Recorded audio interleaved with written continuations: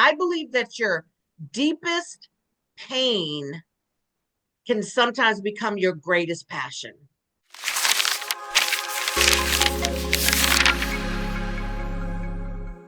I am speaking with Amy Willams, the author of the book Worth Seeing. It's not just the slang of, oh, he's worth seeing. No, I'm teaching you how to see other people's worth. Many urban youth feel unseen and unheard. What are the most effective ways youth workers can help them feel valued and understood? There are many ways to help youth to feel seen, to have worth and have value. And one of them is going to be a consistent presence in their life, right? One of the quotes that we had talked about was Father Greg Boyle when he said, youth are so used to being watched, but they're not used to being seen, right? And so one way to also let them believe or know that they are seen is just by listening, validating, and understanding. So, what are some of the mistakes that youth leaders make in mentoring and trying to uh, serve students, and how can they avoid them? Be who you are. Be who God has created in that space. Be unapologetically you. Youth will receive that.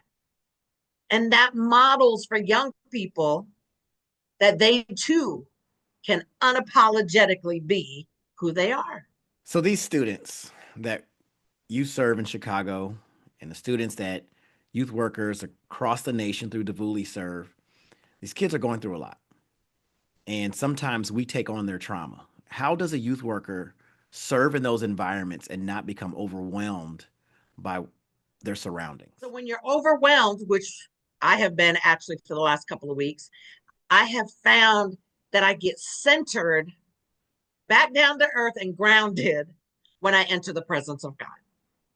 That's the only way I've been able to do this work for 30 years, is having those supports in place and constantly pursuing and resting in God's presence. If an urban youth worker could focus on one thing to make the biggest impact in their community, what would you tell them to do?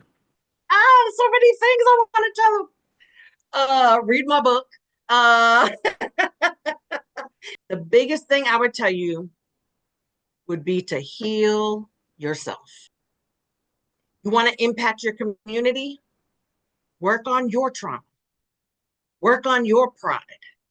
Work on your ego. Work on developing skills.